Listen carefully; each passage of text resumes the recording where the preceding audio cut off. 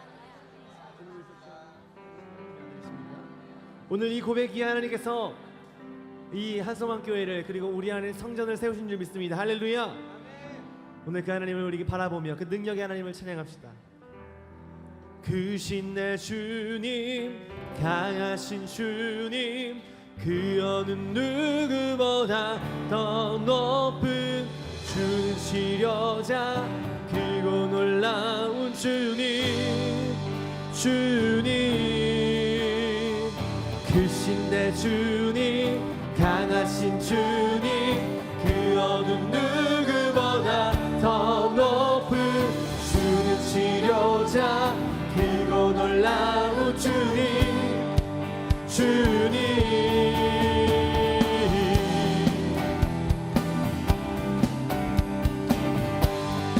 주는 그리스도시로 살아계신 하나님의 아들이십니다. 할렐루야.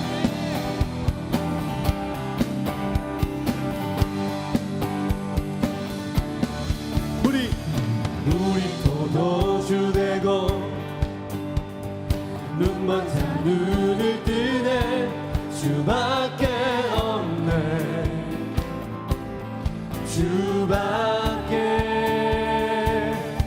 어둠을 비추시며 우리를 일으키네, 주밖에 없네,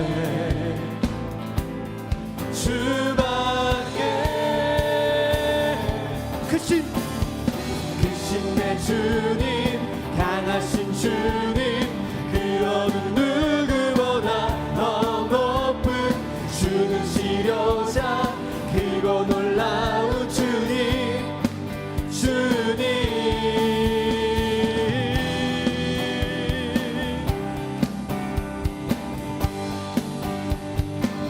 우리 포도주 되고 눈먼 자 눈을 뜨네, 주밖에 없네, 주밖에.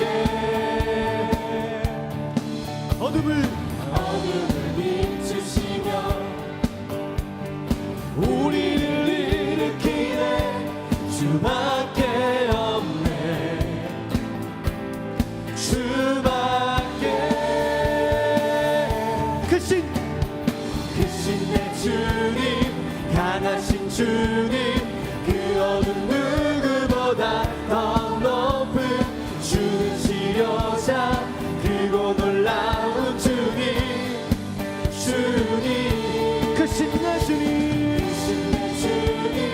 강하신 주님, 그 어느 누구보다 더 높은 주는 치료자, 크고 놀라운 주님, 주님.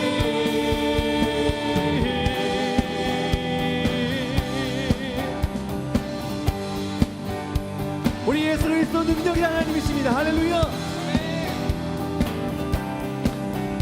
그 누구도 멈출 수 없는 분,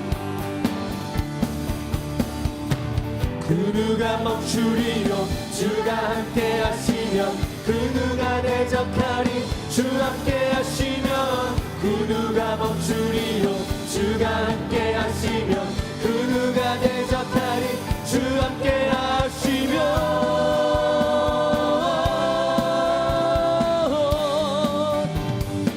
주 함께 하시면.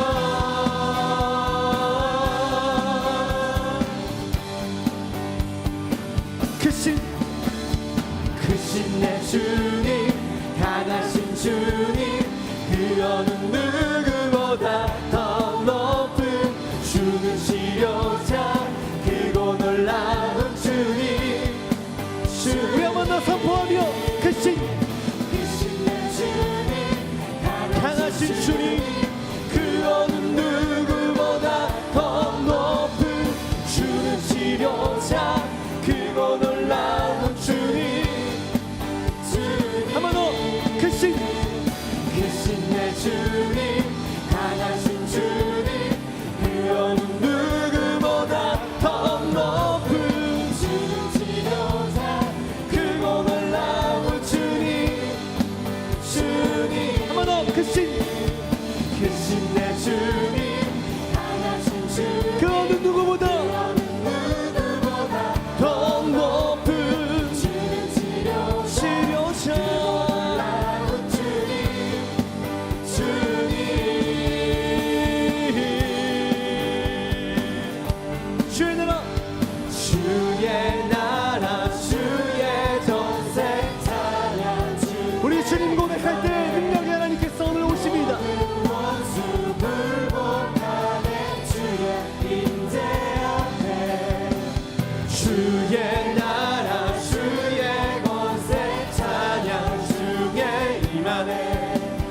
모든 원수 굴복하네. 내가 춤을 출 때 할렐루야. 주가 문을 열면 닫을 자가 없습니다. 주님 우리의 능력이 되십니다. 할렐루야. 주님의 임재 앞에서 권능의 날개 아래서 그의 능하신 행동을 인하여 찬양해. 주님의 임재 앞에서 권능의 날개 아래서 그의 능하신 행동을 인하여 찬양해. 주의 나라 주의 권세 찬양 중에 모든 원수는 굴복하네. 주의 임재 앞에 주의 나라 주의 권세 찬양 중에 모든 원수 굴복하네. 내가 춤을 출 때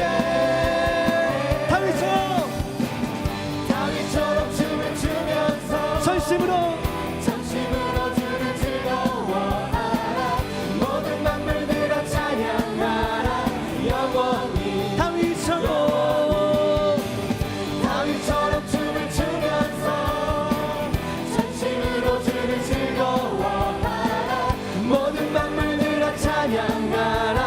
영원히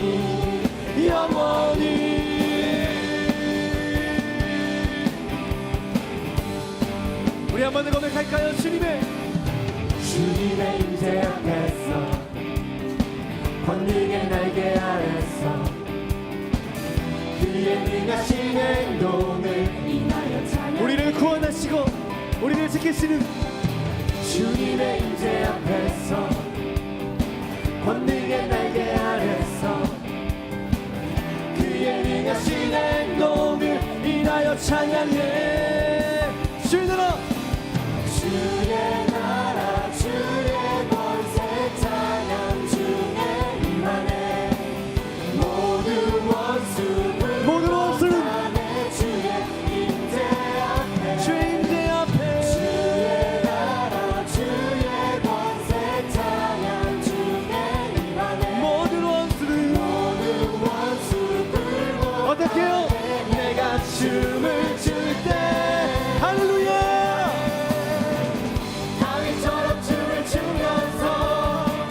전심으로 주를 즐거워하라. 모든 만물들아 찬양하라. 영원히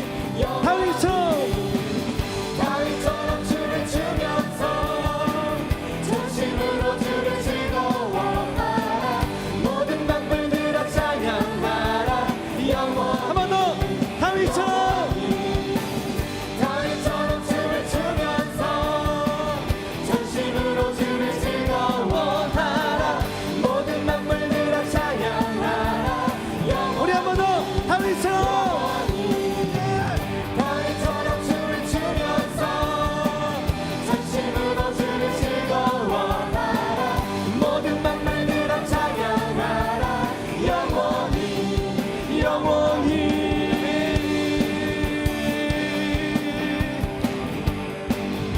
여호와를 기뻐하는 것이 우리의 힘입니다. 할렐루야.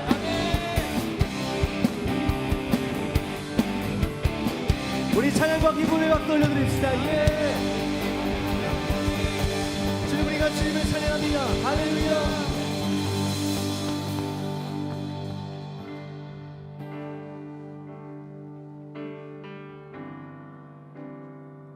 우리가 하나님을 찬양하기로 결정하지만 때로는 세상이 우리 뜻대로 되지 않을 때 너무나 많습니다. 하나님, 그러나 우리가 주님을 찬양하고 예배하기로 결정합니다.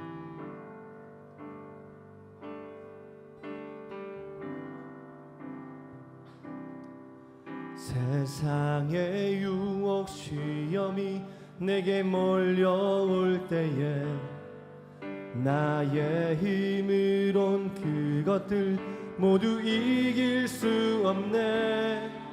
거대한 폭풍 가운데 위축된 나의 영혼 어찌할 바를 몰라 헤매이고 있을 때 주를 찬양 손을 들고 찬양 전쟁은 나에게 속한 것 아니니 주를 찬양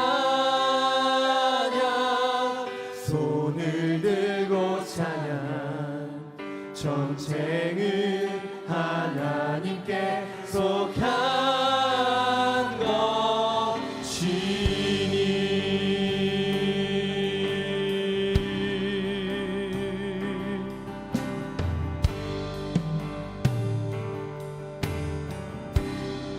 거짓과 속임수로 가득 찬 세상에서 어디로 갈지 몰라 머뭇거리고 있네 공중의 권세 잡은 자 지금도 우리들을 실패와 절망으로 넘어뜨리려 하네 주를 찬양 손을 들고 찬양 전쟁은 나에게 속한 것 아니니 주를 찬양 손을 들고 찬양 전쟁은 하나님께 속한 것이니 주위를 둘러보면 아무도 그러나 우리의 믿음의 눈을 들면 보이는 분 계시네 지금도 내 안에서 역사하고 계시는 사망과 어둠의 곳에 물리치신 예수님 주를 찬양 손을 들고 찬양 전쟁은 나에게 속한 것 아니니 주를 찬양 손을 들고 찬양 전쟁은 하나님께 속한 것 우리 한 번 더 고백합시다 주를 찬양 주를 찬양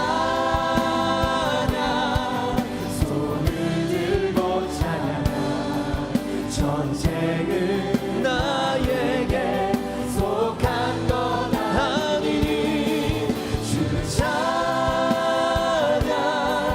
손을 들고 찬양 전쟁은 하나님께 속한 것이 예수는 그리스도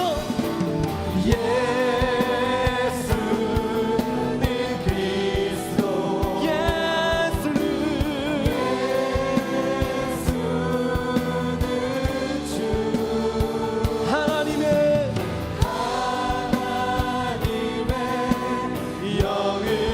영으로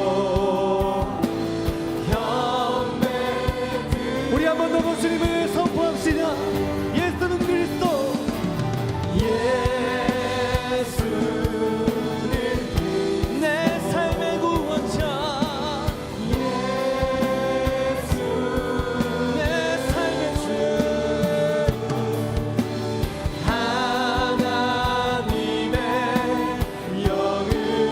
영으로 경배 우리 이 시간 다 같이 함께 기도합시다 하나님 이 시간 주님을 바라봅니다 주는 그리스도시여 살아계신 하나님의 아들이신 그 하나님 오늘 우리의 주인이 되어주시고 우리의 능력이 되어주시고 우리의 힘과 소망으로 주여 높임받아 주시옵소서 우리 같이 이렇게 주의 이름 같이 함께 한번 부르고 기도합니다 주여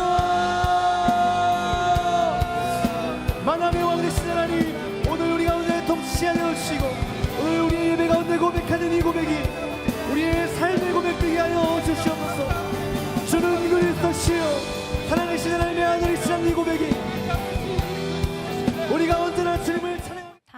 자리에 일어나 하나님의 말씀을 경청하겠습니다. 오늘 우리에게 주시는 하나님의 말씀은 사무엘상 17장 45절부터 47절 말씀입니다. 다윗이 블레셋 사람에게 이르되 너는 칼과 창과 단창으로 내게 나아오거니와 나는 만군의 여호와의 이름 곧 내가 모욕하는 이스라엘 군대의 하나님의 이름으로 내게 나아가노라. 오늘 여호와께서 너를 내 손에 넘기시리니 내가 너를 쳐서 내 목을 베고 블레셋 군대의 시체를 곧 오늘 공중의 새와 땅의 들짐승들에게 주어 온 땅으로 이스라엘의 하나님이 계신 줄 알게 하겠고 또 여호와의 구원하심이 칼과 창에 있지 아니함을 이 무리에게 알게 하리라. 전쟁은 여호와께 속한 것인즉 그가 너희를 우리 손에 넘기시리라. 아멘. 모두 자리에 앉겠습니다.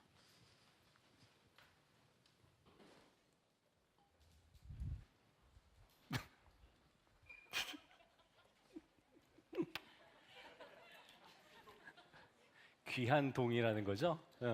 기도.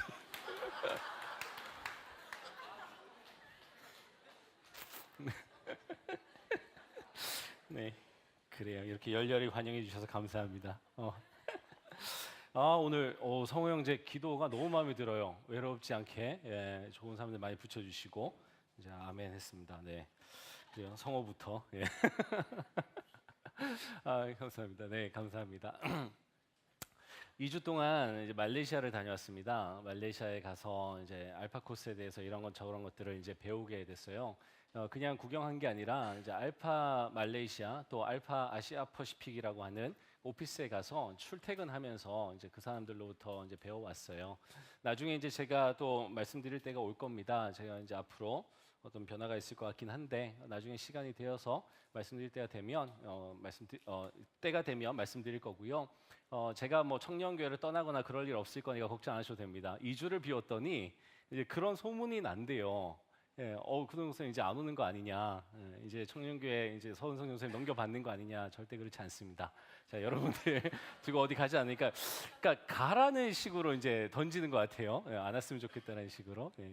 어쨌든 제가 끈질기게 붙어 있을 거니까 걱정하지 마시고, 함께 오늘도 말씀 보도록 하겠습니다.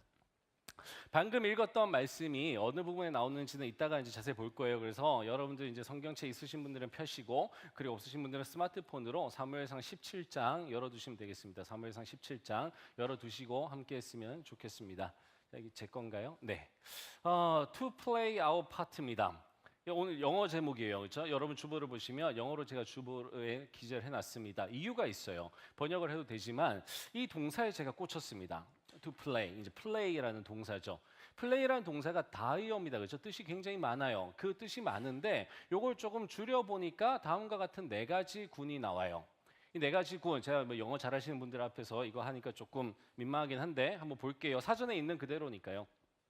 먼저 놀다라는 뜻이 있습니다. 뭐 놀다, 장난치다 이제 이런 뜻으로 우리는 play를 씁니다. 그다음에 이제 잘 아시는 바대로 운동 경기를 할 때도 우리는 play라는 단어를 씁니다. 그리고 악기를 연주할 때도 우리는 play라는 단어를 씁니다. 그리고 연극 같은 거, 연기를 하다 할 때도 우리는 play라는 단어를 씁니다. 제가 가져온 이 our part라는 건 어디서 나온 거냐면 바로 여기서 나온 겁니다. 누가 좀 해석해 주셨으면 좋겠는데, our vision 이제 누군가의 비전이에요, 그렇죠? 그 단체의 비전이 뭐냐면 to play our part랍니다. 우리의 파트를 플레이하는 거래요. 해석은 알아서 하고 계시는 거죠, 그렇죠? 네. 그 다음에 어떤 영역이냐 하는 게 나옵니다. 그래서 이런 영역, 이런 영역, 이런 영역이에요. 그 영역에서 우리의 파트를 플레이하는 게 이들의 비전이라고 합니다. 네. 제가 이걸 어떻게 번역을 할까 고민을 하다가 여러분 요즘에 팝하고 아시죠? 팝하고 안 해보셨나요? 네이버에서 만든 건데 번역 기가 막히게 해요. 인공지능으로 한답니다. 그리고 구글 번역기도 너무 좋잖아요, 그렇죠? 구글에서 또 번역 누르면 잘 되는데 그 2개를 다 돌려봤어요. 그랬더니 좀 괜찮은 어디 갔지?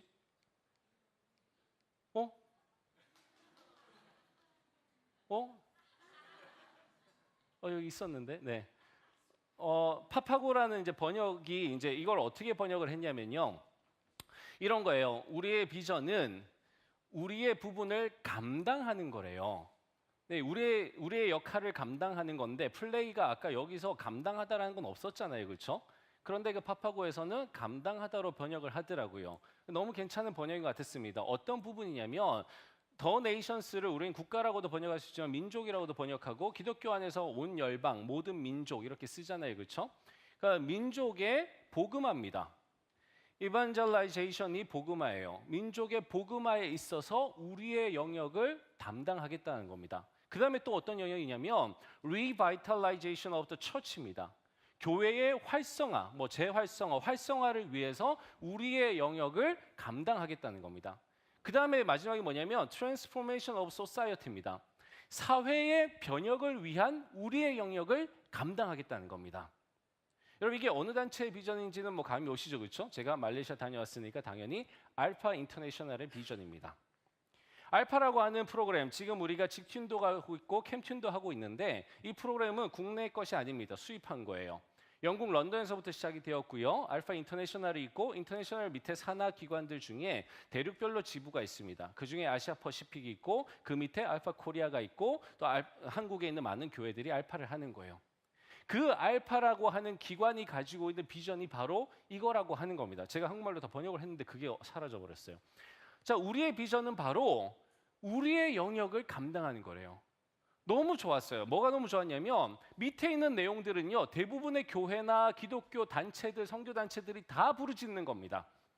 근데 웬만한 단체들은요, 이 부분을 얘기를 안 해요. 그냥 거창하게 밑에 걸로 바로 시작을 합니다. 사회 변혁, 그 다음에 교회 활성화, 교회 부흥, 그 다음에 여기 있는 것처럼 모든 민족의 복음화 이런 것들을 이야기해요. 근데 너무 거창한 거예요. 사실은 그 속에 들어있는 게 뭐냐면 이들이 표현해 놓은 것처럼 to play our part입니다. 이거 다 좋은데 모두가 다 해야 되는데 그 가운데서 우리가 해야 될 게 뭐냐는 거예요. 우리의 영역이 어디냐라고 하는 겁니다. 그 영역을 들여다보고 그 영역을 찾아서 그 영역에서 우리가 이 플레이라고 하는 걸 해야 된다라는 거죠. 이걸 참 잘하는 사람이 있습니다. 그게 누구냐면 바로 여기서부터죠. 이제 다윗이에요. 자신의 삶의 영역이 무엇인지, 자신이 해야 될 그 비전에서의 영역이 무엇인지 다윗은 너무나 잘 알았습니다. 그걸 잘 보여주는 구절이 바로 이 사무엘상 17장인데요. 한번 보겠습니다. 앞에 안 나오니까요. 여러분의 성경책을 한번 보십시오. 이유가 있습니다. 사무엘상 17장이라고 하는 걸 여러분들이 표시를 해놨으면 좋겠어요. 성경 어플에는요, 북마크라는 걸 할 수 있는 어플들이 있어요. 해두시고 아니면 캡처라도 해두시고 성경책이 저처럼 있다라면 성경책에다가 책갈피라도 해두십시오. 왜? 여러분들이 계속해서 보셨으면 좋겠어요. 정말 다윗이 어떤 사람이었고 어떤 부분에서 정말 위대한 신앙인 다윗인지 보셨으면 좋겠습니다. 그래서 기억하시라고 제가 일부러 한 거지 결코 시간이 없어서 PPT를 못 만든 게 아니라는 사실 알려드리면서 한번 보겠습니다. 17장을 한번 보시면요. 딱 제목 보시니까 아시겠죠? 데이비드 앤 골리앗이라고 영어 성경에 나올 거고요. 한국어 성경에는 골리앗이 이스라엘의 군대를 모욕하다 이렇게 나올 겁니다. 성경마다 다를 수 있어요. 제목은 그 출판사에서 다는 거니까요. 자, 다윗과 골리앗 이야기입니다. 너무나 잘 아는 이야기예요. 믿지 않는 사람도 아는 이야기입니다. 교회 오늘 처음 오신 분들도 아마 어디선가 들어보셨던 이야기입니다. 다윗이 골리앗을 이겼다라는 사실은 다 알아요. 그런데 그 과정을 우리는 잘 몰라요. 어떻게 이겼는지 주일학교 때는 상세하게 설명해 주지 않기 때문에 그냥 다윗이 너무나 용감하고 또 믿음으로 물맷돌 같은 말도 안 되는 무기로 그 거대한 골리앗을 이겼다더라 이것만 알고 있어요. 그래서 그냥 믿음의 다윗, 신앙의 다윗, 용감한 다윗 이런 것만 알고 있습니다. 하지만 단순히 다윗이 그것만이 아니었다라는 거예요. 성경을 보면 나옵니다. 17장에 보시면 처음의 부분은요. 한 10절까지 한번 눈으로 쭉 보시고요. 10절을 한번 보세요. 그 블레셋 사람이 골리앗입니다. 또 이르되 내가 오늘 이스라엘의 군대를 모욕하였으니 그러니까 대놓고 모욕했다는 거예요. 사람을 보내어 나와 더불어 싸우게 하라 한지라라고 나옵니다. 그러니까 얼마나 이 사람이 자신감이 만만했는지 그냥 사람 누구든지 보내라 이거예요. 내가 지금 대놓고 모욕하고 있지 않냐? 너희들 모욕하고 있지 않냐? 너희들의 하나님 모욕하고 있지 않냐? 누군가 보내서 나 없애야 될 거 아니냐? 근데 왜 아무도 못 나오냐 이거예요. 그렇게 조롱 섞인 말투로 누구든지 나오라는 겁니다. 그렇게 모욕을 주고 있는 장면이에요. 자, 그때 그 다음에 12절 쪽으로 넘어가 보시면 제목이 이렇게 달려 있는 것들이 있어요. 사울의 진영에 나타난 다윗입니다. 자, 다윗이 집에서부터 이 소식을 듣고 간 건 아니었어요. 다윗이 그 진영에 가게 됩니다. 원래 다윗이 했던 일은 뭐냐면요. 12절에 보면 이새라고 하는 사람, 베들레헴에 있는 이새라고 하는 사람의 8명의 아들 중에 막내입니다. 그래서 위에 3명의 형들은 전쟁터에 나가 있어요. 이미 그 골리앗과 지금 마주보고 있는 거예요. 진영에 있는 겁니다.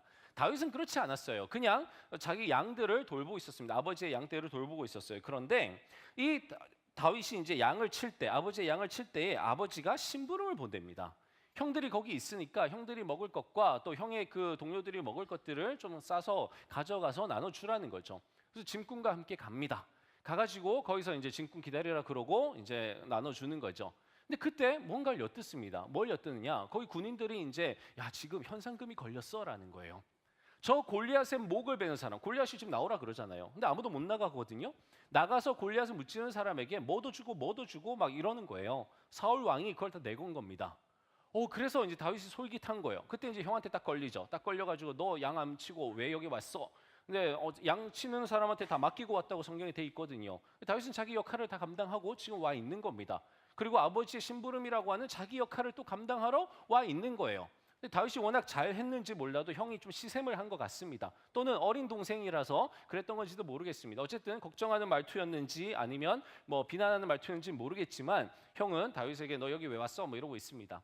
근데 다윗은요 들은 이야기가 가시지 않습니다. 저 골리앗이 지금 하나님을 모욕하고 있다고? 근데 아무도 못 나가고 있다고? 심지어 이렇게 많은 현상금 걸려 있다고? 내가 가지 뭐 라는 거예요. 그렇게 다윗이 나가게 됩니다. 그런데 그냥 바로 나간 건 아니었습니다. 주변에 어떤 사람이 다윗이 하는 이야기를 엿듣고 그럼 제가 한번 가볼까요? 뭐 이런 얘기를 엿듣고 사울 왕에게 기뜸을 줍니다. 다윗이라는 애가 있는데 근데 이미 사울 왕은 다윗이 누군지 사실을 알고 있어요. 다윗이라는 애가 있는데 그 다윗이 지가 한번 나가보겠다고 합니다라는 거예요. 그래서 이제 불러와봐라라고 해서 이제 봤더니 다윗이 너무 소년이에요. 여기 성경에 보면 소년이라는 단어가 있습니다. 너는 소년이요 그는 어려서부터 용사임이라 33절입니다. 벌써 거기까지 넘어갔어요. 여러분 다윗은요 누가 봐도 소년이었어요. 특별히 장수 군인인 아저씨들이 봤을 때 어른들이 봤을 때 얘는 아직 어린 겁니다. 그래서 너는 아직 소년이고 어리고 쟤는 날 때부터 용사야. 골리앗은 너랑 잽이 안 돼라는 거죠. 그 이야기를 다윗에게 합니다. 당연한 얘기예요. 누가 봐도 당연한 얘기입니다. 그러나 그 이야기에 다윗이 뭐라고 하는지 34절입니다. 다윗이 사울에게 말하되 주의 종이 이제 제가라는 거죠. 아버지의 양을 지킬 때에 제가 아버지의 양을 지킬 때에 사자나 곰이 와서 양떼에서 새끼를 물어가면 내가 따라가서 그것을 치고 그 입에서 새끼를 건져내었고 그것이 일어나 나를 해하고자 하면 내가 그 수염을 잡고 그것을 쳐 죽였나이다. 주의 종이 사자와 곰도 쳤은즉 살아계시는 하나님의 군대를 모욕한 이 할례받지 않은 블레셋 사람이리이까 그가 그 짐승의 하나와 같이 되리이다. 또 다윗이 이르되 여호와께서 나를 사자의 발톱과 곰의 발톱에서 건져내셨은즉 나를 이 블레셋 사람의 손에서도 건져내시리이다.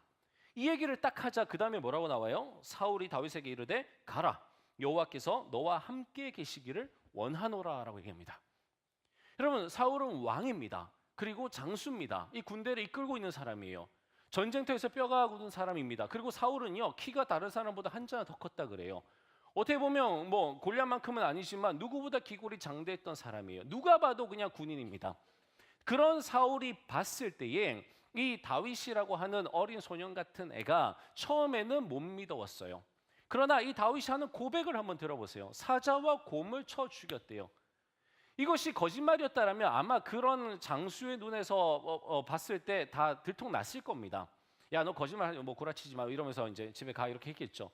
그러나 그게 아니라는 걸 느꼈던 겁니다. 그러니 두 번 말하지 않아요. 그냥 그래 오케이 이제 네가 한번 가봐. 하나님이 너와 함께 하시기를 내가 원해라고 얘기를 하는 겁니다. 그러고 사실은 이제 자기 칼과 뭐 이런 걸 주려고 했죠. 그러나 우리가 알다시피 물맷돌 가지고 이제 나갑니다. 다윗의 이 고백이 오늘날 우리에게 너무나 필요한 게 아닌가 싶어요. 여러분 우리의 삶에 있어서 우리도 다윗과 같은 영적 전쟁을 할 때가 있습니다. 때로는 영적 전쟁이라는 말을 붙일 필요도 없이 이 세상을 살아가는 것 자체가 그냥 전쟁입니다. 그냥 살얼음판이에요. 언제 어디서 어떠한 일들이 일어날지 모릅니다. 어떤 경쟁을 내가 해야 될지 모르고요. 어떤 방어벽에 부딪힐지 모릅니다. 어떤 장애물이 나를 걸려 넘어지게 할지 모릅니다. 세상에는 나를 유혹하는 것도 너무 많고요. 정말 내가 유혹되고 싶을 정도로 재밌는 것들도 너무 많아요. 나를 등쳐먹으려는 인간들도 너무나 많고요. 나를 이용해서 핏바람먹으려고 하는 인간들도 너무나 많습니다. 이런 세상 속에서 우리가 정말 하나님의 뜻을 세워가면서 하나님께 영광을 올려가면서 살아간다라고 하는 것이 쉽지 않습니다. 더군다나 오늘 다윗이 당했던 것처럼, 아니 온 이스라엘이 당하고 있는 것처럼 하나님을 모욕하는 사람들을 만나는 건요 비일비재합니다.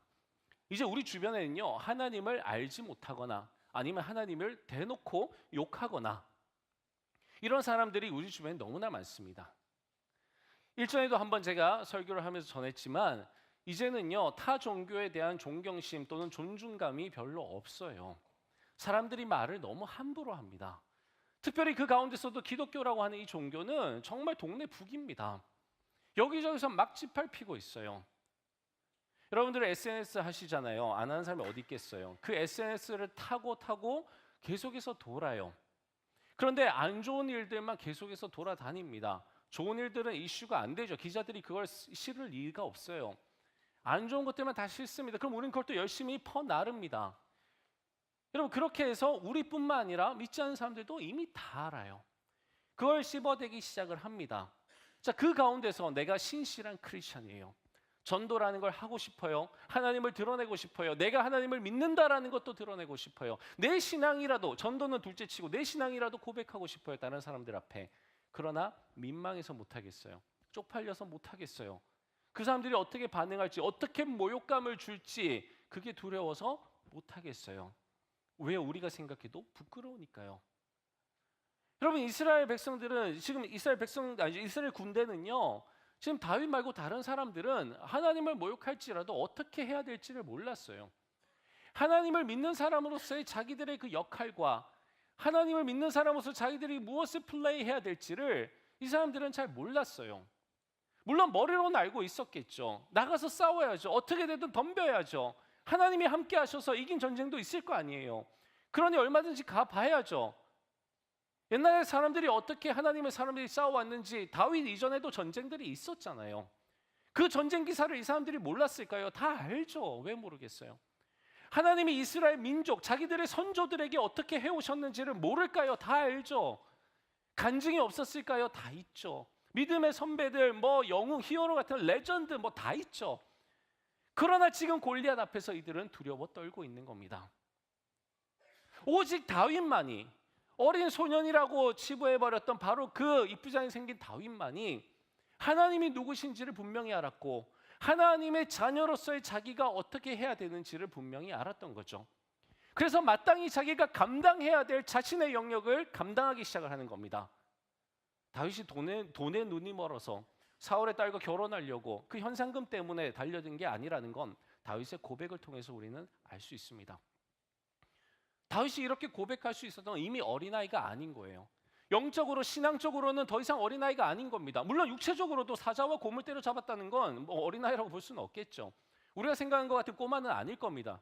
나이는 어릴지 몰라도 또는 미소년일지 몰라도 그 밑에 보면 표현이 또 나와 있어요.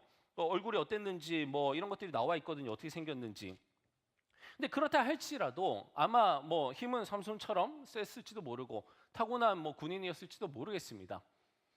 어쨌든 이 다윗은요, 그 모든 것보다 중요한 바로 그 고백을 통해서 이 다윗이 어떤 신앙의 어른이었는지, 영적으로는 거기에 있었던 그 어떤 군인들보다도 더 영적인 군사였는지를 우리에게 보여주고 있는 겁니다. 그런데 이 다윗이 그냥 이런 신앙을 가지게 된 게 아니라는 게 포인트입니다. 다윗이 그냥 자신의 파트를 알았던 게 아니라는 거예요. 다윗은요, 삶의 경험이 있었습니다. 다른 사람들이 쉽게 하지 못했던 양을 치는 경험이 있었어요. 그 양을 치는 경험 가운데에 여러 가지 아까 보셨듯이 사자와 곰이라고 하는 이런 맹수들, 위험들이 있었어요. 그 가운데 다윗은요, 양을 잘 치려고 했던 겁니다. 아마 양을 잘 치려고 하는 마음, 내 아버지의 양을 하나라도 뺏기지 않고 잘 보호하려고 하는 그 마음이 없었다고 한다면 사자와 곰이 양 새끼를 물어가는데요. 그것도 양도 아니고 양 새끼를 물어가는 거예요. 굳이 그걸 따라가서 때려잡고 하겠어요? 아니죠. 그냥 내버려 둘 거예요. 그리고 아버지한테 가서 얘기하죠. 아버지, 양이 새끼를 물어갔다고. 양이 새끼를 물어가? 아니죠. 사자가 새끼를 물어갔다고. 그러면 아버지가 뭐라 그러겠어요? 너 안 다쳤니? 그럴 거 아니에요. 괜찮아요. 우리는 다 이렇게 살아갑니다. 얼마든지 그렇게 할 수 있어요.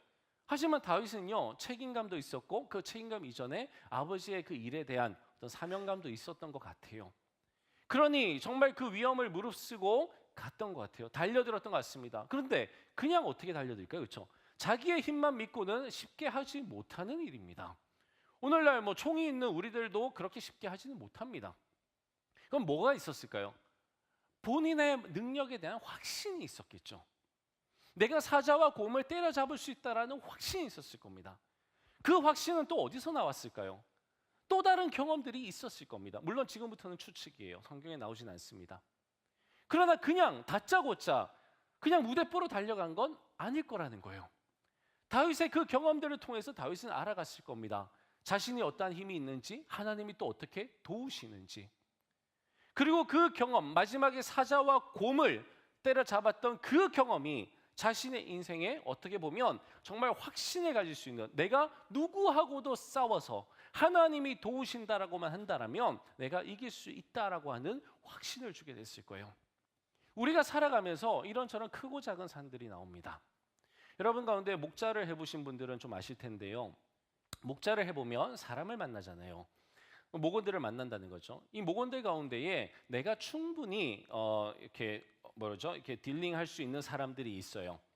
내가 충분히 어루만져 줄 수 있고 받아줄 수 있고 이해해 줄 수 있고 또 기다려 줄 수 있는 사람들이 있어요. 하지만 굉장히 높은 산과 같은 사람들이 있습니다. 도대체 그 산을 넘어갈 수 있을까 싶을 정도로 정말 성격이 내가 어찌할 수 없는 성격을 가지고 있는 사람들이 있어요.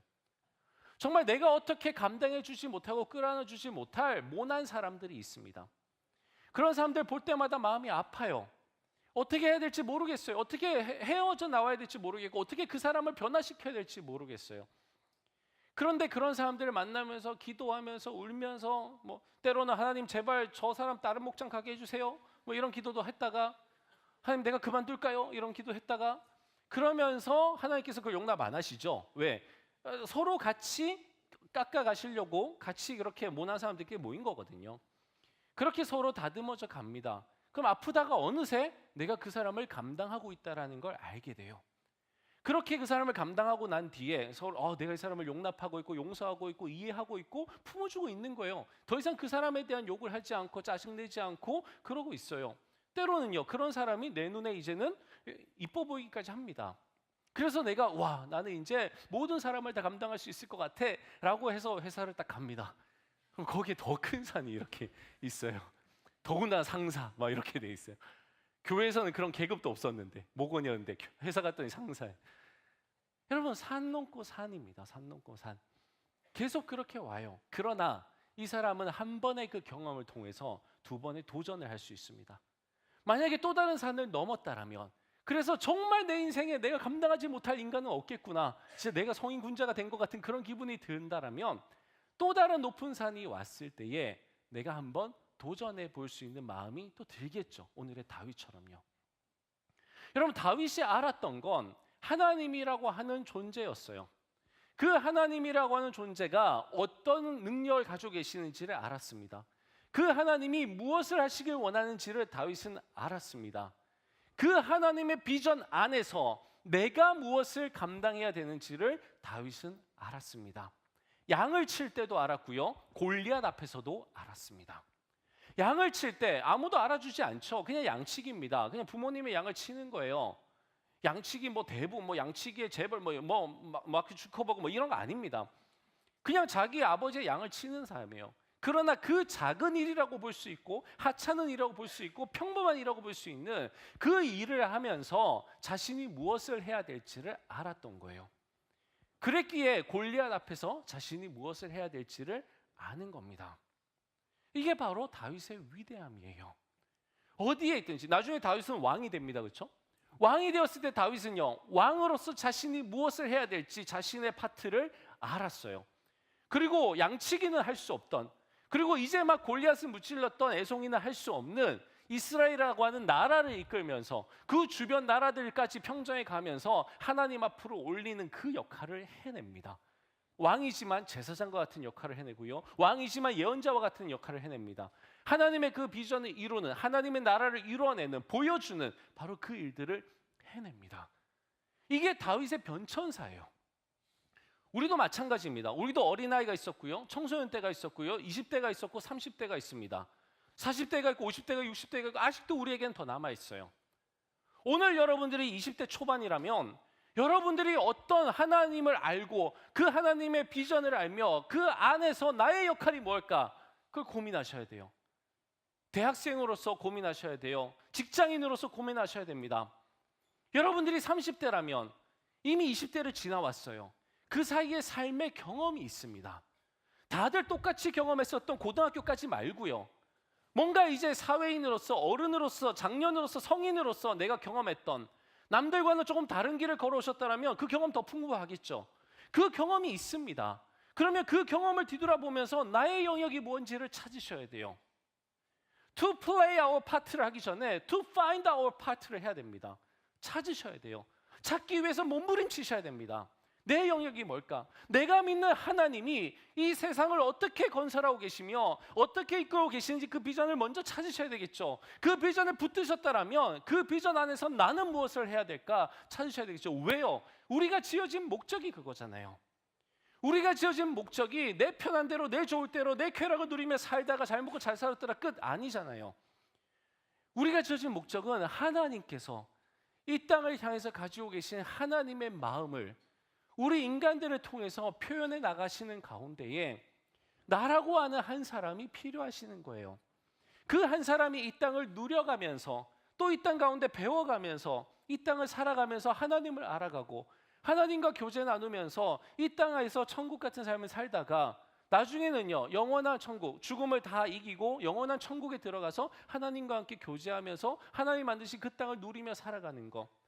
그렇게 하나님과 교제하며 살아가고 하나님 뜻에 합당한 일을 해가며 살아가고 때로는 하나님께서 시키시는 일을 하면서 살아가는 것, 하나님 중심으로 철저히 살아가는 것, 그것이 모든 기독교인들이 알고 있고 그리고 살아가면서 체험하고 있고 앞으로 바라보며 소망하고 있는 하나님의 비전 아닙니까?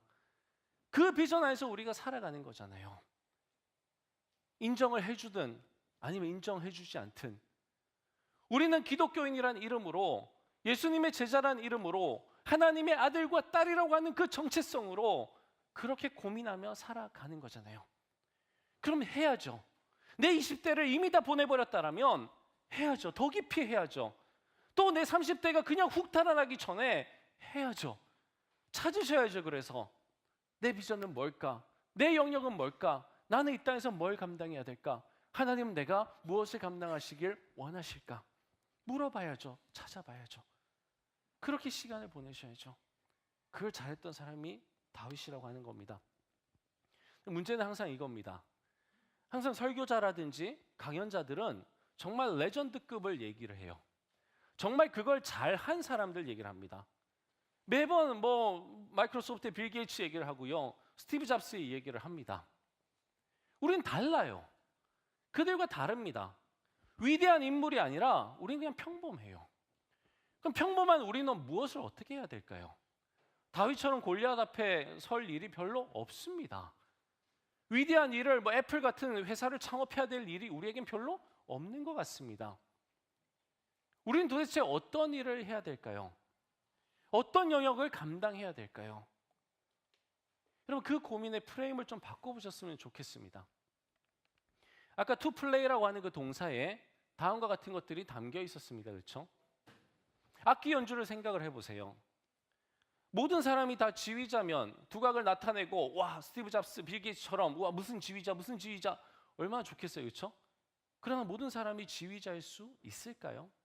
그래가지고 악기 연주가 될까요? 불가능하다는 건 아십니다.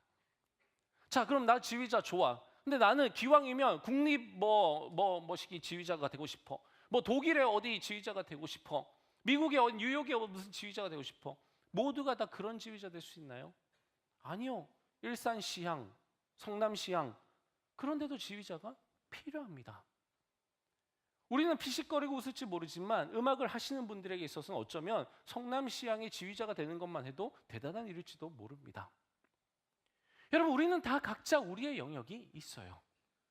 모두가 지휘자일 수 없고 모두가 유명한 지휘자일 수 없듯이 누군가는 유명하지 않은 지휘자로 누군가는 지휘자가 아닌 뭐 바이올리니스트로, 피아니스트로 각자의 영역을 플레이하며 살아갑니다. 마치 그와 같아요. 신앙의 영역도 마찬가지입니다. 모두가 다 뭐 대단한 목사님, 대단한 선교사님, 뭐 대단한 뭐 우리의 믿음의 선조들처럼 그렇게 교회를 개척하고 뭐 해외 선교를 나가고 뭐 척박한 땅에 뭐 주님의 부흥을 일구고 모두가 다 그렇게 될 수는 없어요. 하나님도 그렇게 되라고 얘기하시지 않습니다. 단지 뭐예요? 나의 영역이 있다는 거예요. 나의 영역. 이름도 없고 빛도 없을 수 있습니다. 아무도 알아주지 않는 걸 수도 있고 먹고 살기 힘든 걸 수도 있어요. 그러나 그 나의 영역을 감당해 갈 때에 하나님 나라의 모든 영역들이 다 골고루 발전되어 가는 거예요. 내가 나의 영역 하나 할 때에 이것이 맞물려서 하나님의 나라가 돌아가는 겁니다. 모두가 모두의 영역들을 감당해 갈 때에 그렇게 하나님의 나라는 확장되어 가는 겁니다. 다 필요하다는 거예요. 주인공도 마찬가지죠. 모두가 다 연기를 할 때에 주인공 할 수 있나요? 그렇지 않습니다. 모두가 다 극단에 들어가서 뭔가 하나를 할 수 있는 건 아닙니다. 어떤 사람들은 대사 한마디 없는 정말 엑스트라에도 쳐주지 않는 그런 뭐 나무 뭐 이런 거 할 수 있잖아요. 그렇죠? 다른 나무 세워도 돼요. 그냥 그림 그려 세워도 돼요. 그러나 그 연극에서는 인간이 분장한 나무가 필요하겠죠. 그것이 주는 예술적 효과가 있겠죠. 그럼 그거 해야 되는 거 아니겠습니까? 모두가 다 꿈꿉니다. 주인공을 꿈꿔요. 꿈꾸지 말라는 거 아닙니다. 하지만 어느 순간에는 인정해야 될 때가 옵니다. 내가 막연히 뭐 국민 오페라단만 바라보고 있을 수는 없다라는 걸 알아야 될 때가 옵니다. 내가 막연히 주인공만 바라볼 수는 없다라는 걸 알아야 될 때가 옵니다. 우리 주변에 그 천만 조연 그 오달수 씨인가요? 예. 천만 영화에 여러 번 출연하셨는데 그분은 늘 조연이에요. 물론 주연도 하나 하셨지만 그건 별로 흥행이 안 됐어요. 괜찮아요. 그분은 그 인생에 있어서 자신의 영역을 발견한 거예요. 누구보다도 정말 그 조연을 잘할 수 있는 사람 아니겠습니까? 그분 나오면 그냥 기분 좋잖아요. 정말 그냥 믿을 수 있잖아요. 그럴 정도로 된 거예요. 여러분, 우리의 삶도 마찬가지라는 거예요. 언젠가는 결정해야 될 순간이 옵니다. 마음 아플 수 있어요. 주인공만 바라보던 사람 마음 아플 수 있습니다. 대학도 마찬가지잖아요. 더 좋은 대학 가는 거 더 좋죠. 할 수만 있으면 얼마나 좋아요.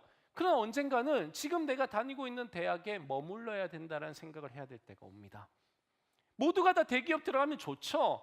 하지만 언젠가는 그게 아니라는 걸 인정해야 될 때가 온다고요.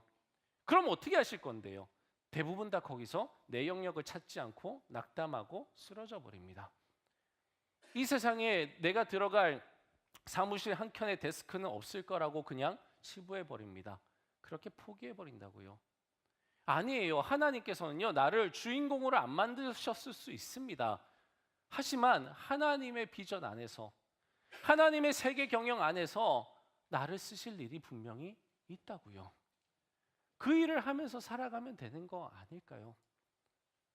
내가 생각했던 그 샐러리 조금만 포기하면 되는 거 아닐까요?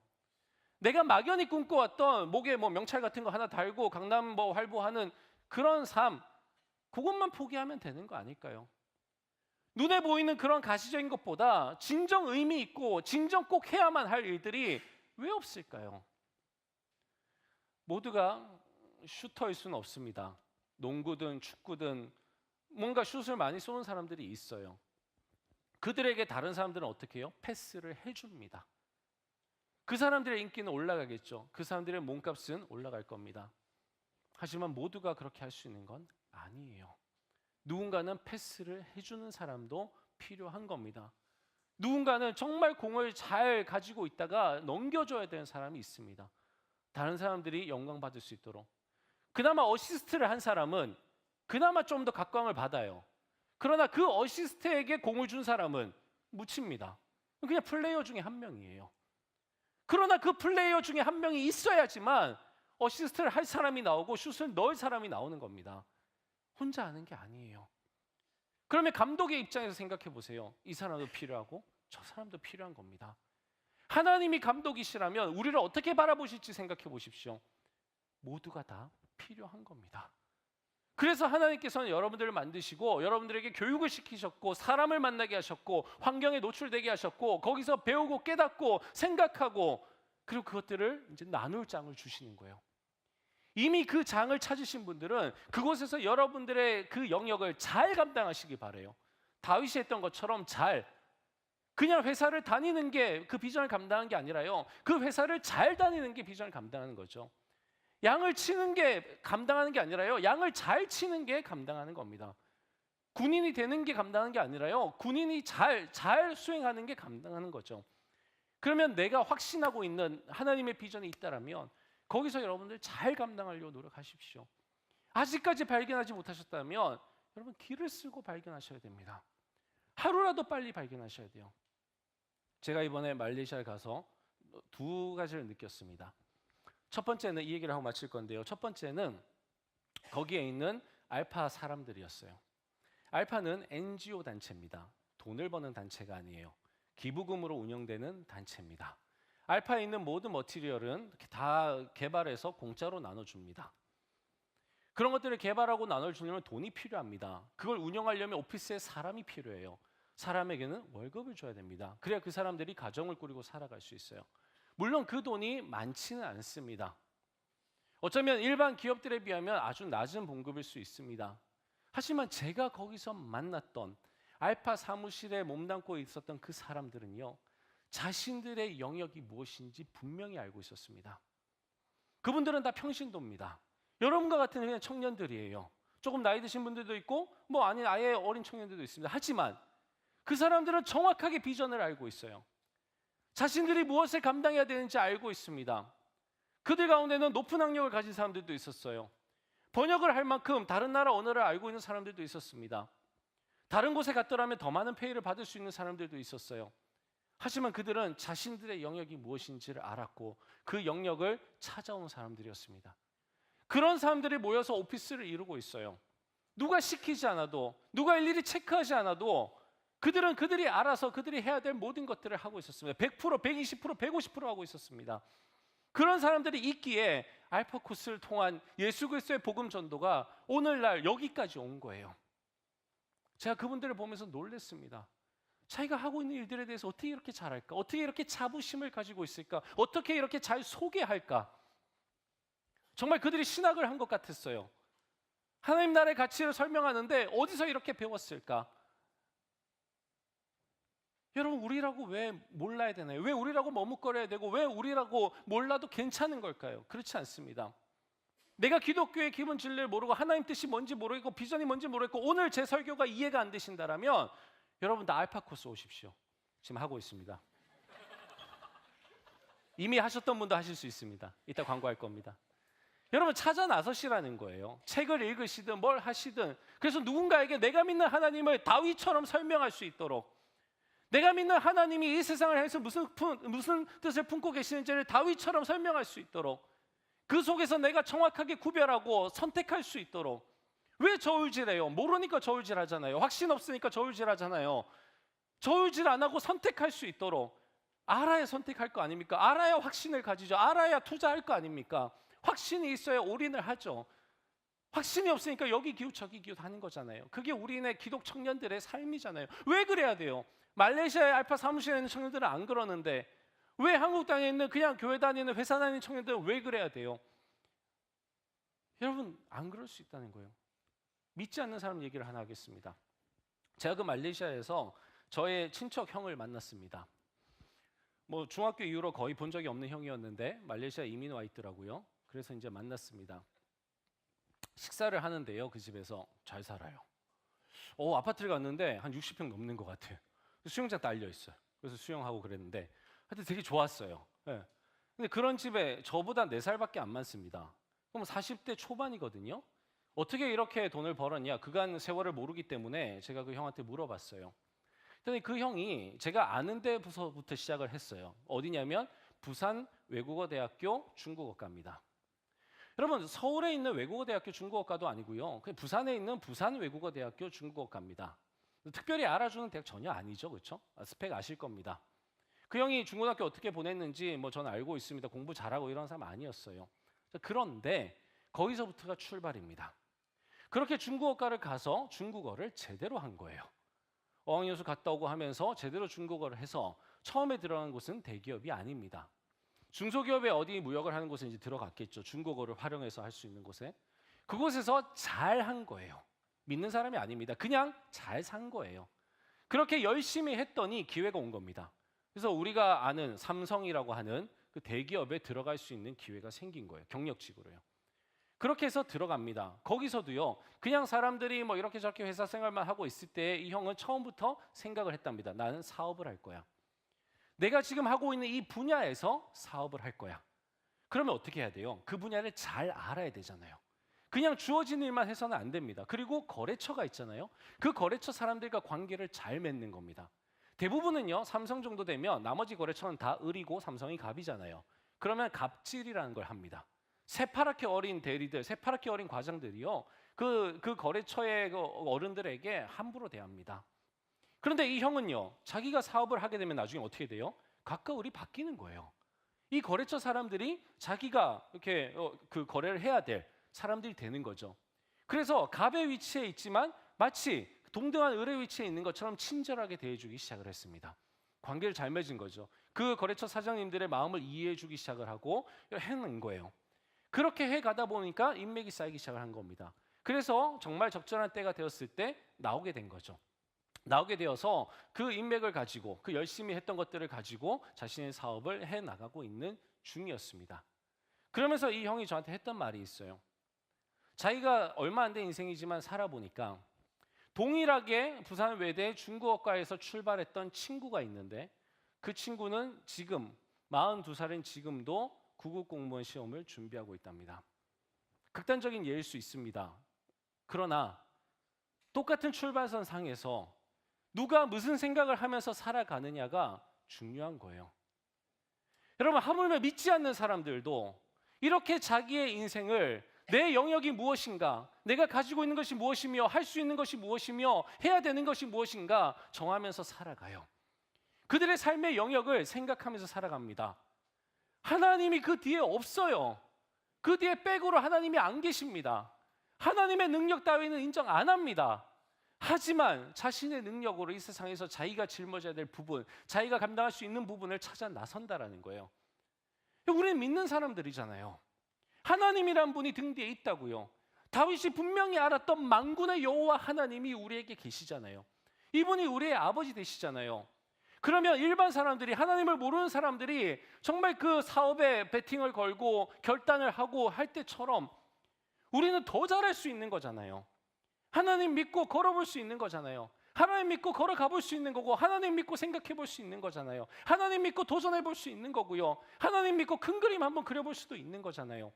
그리고 그 하나님과 동행하면서 하나님 의지해가면서 하나하나 내 실력 쌓아갈 수 있는 거잖아요. 하나님은 기회를 열어주시잖아요. 사막에 강을 내시고 광야에 길을 내신다 그랬잖아요. 그 하나님을 알고 있다라면 못할 게 뭐 있겠어요? 때론 내가 어디에 지휘자가 될 것인가, 내 포지션이 무엇일 것인가, 공상이 아니라 정말 정확한 포지션을 잡아야 될 때가 오겠지만, 그러나 꿈꿀 수 있는 거잖아요.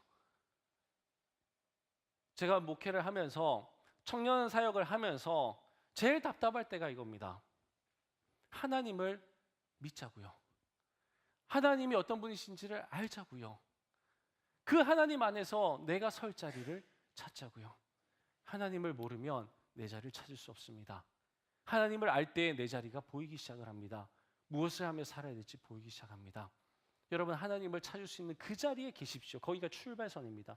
만약에 지금 낙담되어 있고, 만약에 지금 내가 왜 살아가는지 모르겠고, 근데 만약에 지금 나의 출근길이 지긋지긋하다라면 지금이 여러분들이 다시 한번 그 길을 찾을 때입니다. 다시 한번 내 포지션이 무엇인지, 내 영역이 무엇인지, 내가 무엇을 플레이해야 되는지 그걸 찾으실 때입니다. 머뭇거리고만 계시지 마시고 하나님이 도우실 거예요. 성령 하나님 함께 하실 겁니다. 오늘 성찬하셨잖아요. 하나님 우리를 구해 주신다고요. 그 모든 걱정과 고민 속에서도 구원해 주신다고요. 그 하나님 믿으시고 여러분을 사랑하신 그 사랑의 아버지를 믿으시고, 여러분 다시 한번 힘내시고, 다시 한번 여러분의 생각을 여시고, 다시 한번 어깨를 펴시고, 다시 한번 가슴을 펴시고, 다시 한번 두 주먹 불끈 쥐시고, 다시 한번 도전해 보세요. 이전에 보이지 않던 것들이 보이시게 될 겁니다. 기도하겠습니다. 하나님, 다윗은 정말 하나님을 믿었습니다. 다윗은 정말 하나님이 얼마나 크신 분인지 알았습니다. 그리고 다윗은 자기가 어느 때에 무엇을 해야 할지 알았습니다. 여러분, 우리도 알게 하여 주시옵소서. 바로 그렇게 기도해야 합니다. 하나님, 우리 모두가 그렇게 기도해야 되는데 우린 그렇지 못합니다. 우리도 알고 싶습니다. 우리가 나서야 될 때가 언젠지, 우리가 멈춰서 기다려야 될 때가 언젠지, 우리가 도전해봐야 될 때가 언젠지, 우리가 모든 것들 다 걸어야 될 때가 언젠지, 내가 무엇을 위해서 그렇게 살아야 할지 우리도 찾고 싶고 우리도 확신하고 싶습니다. 하나님, 기도하는 우리 청년들에게 하나님께서 비전을 보여주시고 하나님의 마음 보여주셔서 지금 고민하고 있는 그 부분이 해결되게 해주시고 주님과 더욱더 가까워져서 정말 도전하며 살아갈 수 있는, 그리고 주님을 간증하며 살아갈 수 있는, 주님을 드러내며 살아갈 수 있는 다윗과 같은 우리 청년들 되게 하여 주시옵소서. 감사드리며 예수님의 이름으로 기도합니다. 아멘. 다 같이 자리에 일어나셔서 우리 결단하는 찬양하시겠습니다.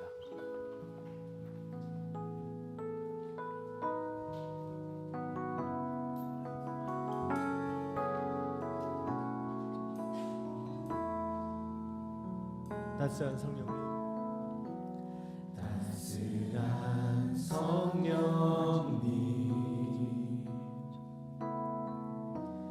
마음으로 보내 내 몸을 감싸며 주어지는 평안함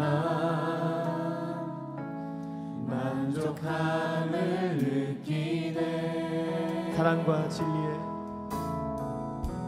사랑과 진리에 한 줄기 빛 보내 내 몸을 감싸며 주어지는 평안함 그 사랑 언제나 우리와 함께 하시는 그 주님 부르신 곳에서 나는 예배하네. 어떤 상황에도 나는 예배하네. 부르신 곳에서 나는 예배하네. 어떤 상황에도 나는 예배하네.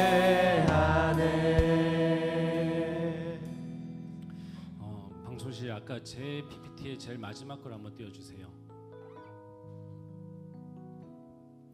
다윗이 했던 고백 가운데에 이 고백입니다. 다윗이 붙들었던 비전이죠. 하나님이 계신 줄 알게 하겠다는 거예요. 모든 민족에게 하나님이 계시다라는 걸 알게 하겠다는 겁니다. 여러분이 어떤 삶의 영역에 계시든, 여러분이 무엇을 팔고 계시고 무엇을 공부하고 계시고 또는 어느 기관에 속해 계시든, 여러분들이 하셔야 될 건 하나님이 계시다라는 걸 내 주변 사람들에게 알게 하겠다라는 거예요. 그게 하나님이 우리에게 원하시는 전부입니다. 무엇을 하시든 상관없어요. 그것이 하나님을 반대하는 게 아니라면 괜찮습니다. 그러나 그 일을 할 때에 다윗이 마음먹었던 것처럼 하나님이 계시다는 걸 알게 하겠다. 하나님을 모욕하는 사람들, 하나님을 인정하지 않는 사람들에게 내 삶을 통해서 하나님이 계시다는 걸 알게 하겠다. 그 결단했으면 좋겠어요. 그 삶의 영역 보여주세요. 그 삶의 영역을 살고 계시다면 더 잘 살게 해주세요. 그것을 통해서 하나님께서 계시다라는 걸 내 주변 사람들이 알게끔 내가 행동할 수 있도록, 내가 말할 수 있도록 하나님 나를 좀 세워주세요. 다 같이 기도하겠습니다. 하나님 아버지, 주님 우리의 마음, 연약한 마음 주님 앞에 올려드립니다. 주님, 다윗은 고백합니다. 하나님이 계시다라는 걸 알게 하겠다. 저 마음 가지고 골리앗 앞에도 섰었고, 저 마음 가지고 사자와 곰 앞에도 섰었습니다. 저 마음 가지고 왕이 되었고, 저 마음 가지고 다른 많은 모든 민족 앞에 섰습니다. 하나님이 계시다라고 하는 걸 내가 알게 하겠다. 하나님이 이 땅에 계시다라는 것, 하나님이 창조주시라는 것, 하나님이 구원자시라는 것, 하나님이 이 땅에 버젓이 살아 계시다라고 하는 것, 하나님께서 운행하신다라고 하는 것, 하나님께서 주인이시라고 하는 것, 하나님이 내 삶을 이끄신다라고 하는 것, 그걸 내가 알게 하겠다. 내가 알고 있는 그 하나님 내가 전하겠다. 내가 만나서 기쁜 그 하나님 내가 소개하겠다. 내가 내 삶을 통하여서, 나의 미소를 통하여서, 나의 언행을 통하여서 알게 하겠다. 내가 알려주겠다. 내 삶을 통해 드러나도록 하겠다. 그 마음, 주님, 그 마음 우리 모두가 가지게 하여 주시옵소서.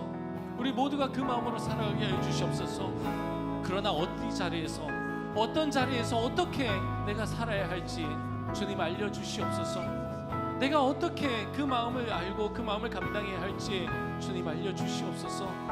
아버지 하나님, 내 삶의 경험을 통하여서, 사자와 곰을 때려잡은 그 경험을 통하여서 골리앗이라고 하는 높은 산 앞에 설 수 있는 우리가 되길 원합니다.